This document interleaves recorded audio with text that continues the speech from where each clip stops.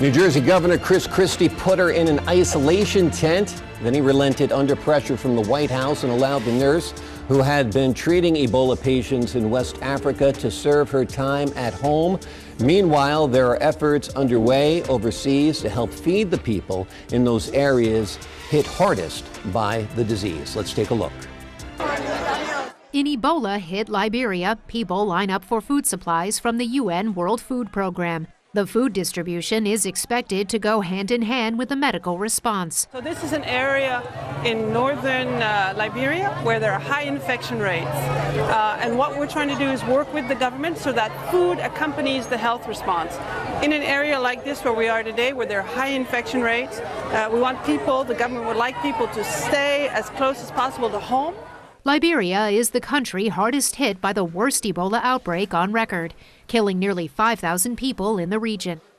The World Health Organization says there are indications it was slowing down, with a drop in the number of burials, new admissions, and a plateau in laboratory-confirmed cases. Welcome back. We are on set again here on Fresh Outlook. I am joined by the Ebru think tank, Bill Rosenberg, a professor at Drexel University, Jose Lopez, a professor at Seton Hall University, Jackie Guzda, a media professor at West Connecticut University, and me, Logan Crawford, professor of Ebru University. And we're talking about Ebola, which the more I hear about it, the less frightened I think people are becoming. Jose, what's your take on what happened with Nurse Casey Wilcox this week? I mean, it was an overreaction by the governor of New Jersey. I mean, anyone who knows anything about the spread of this disease knows that was putting her in isolation for, I think he was intending 21 days. Is ridiculous. I mean, it's not an airborne disease, as we all know. It's through body fluids, so it's through contact. And she was not showing any symptoms of it, and there was none of that. So it was an overreaction. Bill, when I heard what happened with Casey Wilcox, I said that actually bore out what Chris Christie said. Chris Christie said, if you have voluntary quarantine, people won't abide by it. And he was right. Casey Wilcox wasn't even abiding by a mandatory quarantine. Right or wrong, she was told to stay inside. Instead, she decided to put her own interests above the interests of her community, or so some people think. What's your take? Well, I think that's exactly what the governor of Maine said in his response to the court ruling that came down in his state, where he said that she was valuing her own individual interests over the interests of the state, but he felt that he was compelled to follow what state courts ruled. In Chris Christie's case, what he did was he didn't have a court ruling. He simply used his executive authority to put in place what he believed was the appropriate action.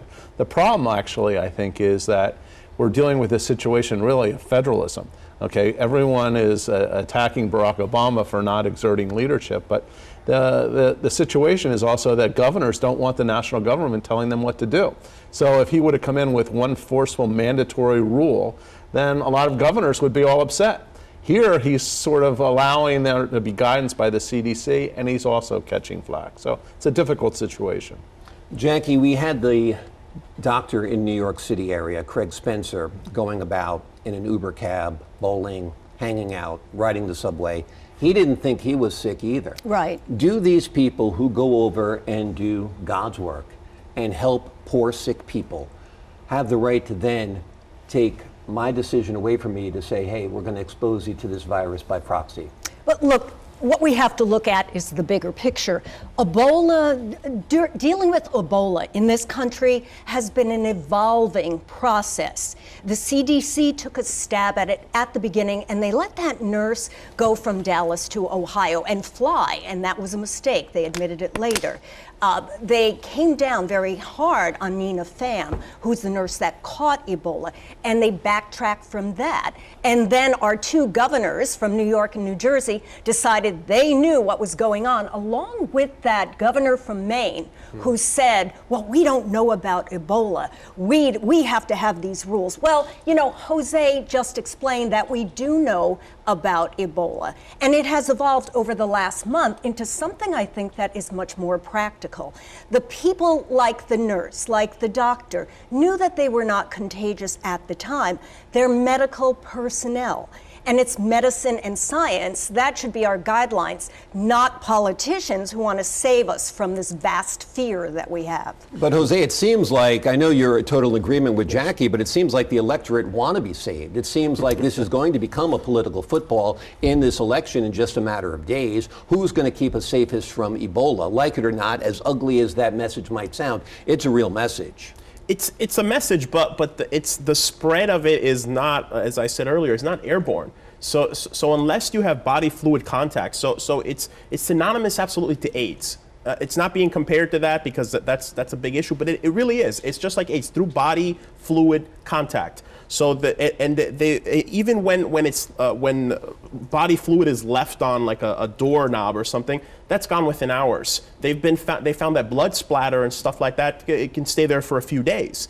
But unless you have direct exposure with someone who's shown already the symptoms of it and Ebola is at full blast, the chances of getting it are very, very low. Once you get it, yeah, then it's 60 to 90% chance of death.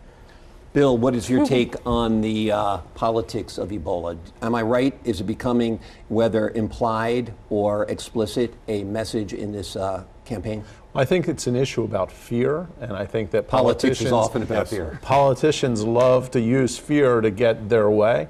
I think both of our other guests are exactly right. I think the analogy to AIDS, if we just remember back a few years ago, how people couldn't play basketball in the NBA because they had AIDS, they couldn't go to schools as young children because they had AIDS. And as science got a greater handle on this, it became very clear how people should interact with people who have AIDS and what the real threat is.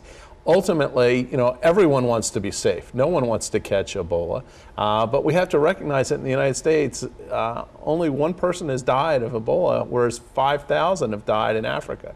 So we obviously are doing something sort of right. We've had people come back. It isn't 5 people that came back from West Africa. But the scientific community has to be better at communicating, and they have to be given, I think, probably a little bit more authority. The CDC has to have a little bit more authority, and that's something that President Obama could actually do. Jackie, some of the leading scientists in the fight against Ebola, one of the men who actually identified the virus in West Africa, says it's just a matter of time before it spreads to China because China has sent so many healthcare workers over there. Healthcare workers are a conduit of this disease, unfortunately. So that's why I think people are confused. There's so many mixed messages. There's been a lot of mixed messages, as I said, because it has been evolving along with time. Now, look what's But we don't give people a chance to evolve in this country. You have to be right or wrong, yes or no, right. Black or white, instantly, because that's the soundbite you're going to get. If you evolve, you're a flip-flopper. If you evolve, you're evasive. If you evolve, you don't know what you're talking about. Well, exactly. Look, the midterm elections are on Tuesday. Look who came to aid us. Look who came to keep us safe. The governor of New Jersey, who has presidential aspirations, and also Governor Cuomo, who is up for re-election this Tuesday. And then if you listen to the sound bites, you have Jeb Bush, who is now in talks about becoming a presidential candidate.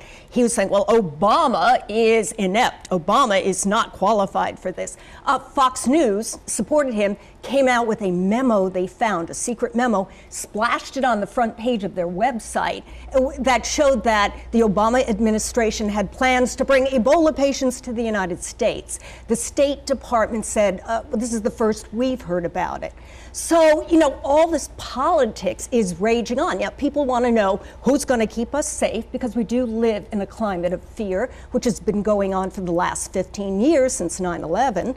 And so, who do we trust? Who do we trust? I think we've got to go with Jose and say that we have to trust science and rationality over fear. Well, people don't seem to want to trust those voices. They like to listen to the outlying voices for whatever reason, for whatever psychological phenomena that might be. But we have just a moment or two left. What's your final thought on Ebola? Are people getting more informed, getting less frightened about it? Let me give you this hard question. Let's say you have a daughter. Let's say she's 9 years old. Let's say she's in 3rd grade or 4th grade. There's a kid who's just traveled back from West Africa.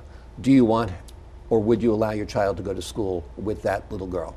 Well, I mean, that's a hard one. Well, that's the Dukakis question. That's the You're Dukakis against the death question. penalty in cases of murder or rape, but let's say somebody did it to your wife. Let's make it personal. What happens if it's somebody in your classroom? If the student starts to manifest symptoms of it, I mean, he or she is getting a fever and has like flu-like symptom and stuff like that. Any school within its mind. So my daughter got sick just this week, and the nurse called me and said, you know, she's sick, she has 101 fever, she's got to go home. That's what will happen in school. So we already have in all schools, whether universities or grammar schools, that in place. I mean, what it is, scientists like me can come out and talk about all we want till our faces get blue, but it really is the mass media. The mass media is really that has the power. People who are out there communicating and explaining this stuff have sensationalized it at this point. It's a sensation. It's out there, and it's being used as a way to kind of confuse people in a sense.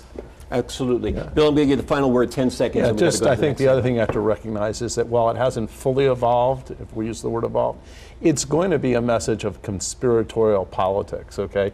Who is really behind Ebola coming? Is it really a weapon against the United States? This is going to be on the right. Absolutely. And it's a very good point, and people are already talking about that kinds of things. Is there a reason why it's here? Is there a reason why it's been brought here? People said that about AIDS and other diseases as well. When we come back, our lightning round from the World Series of Falling Back in Time after this.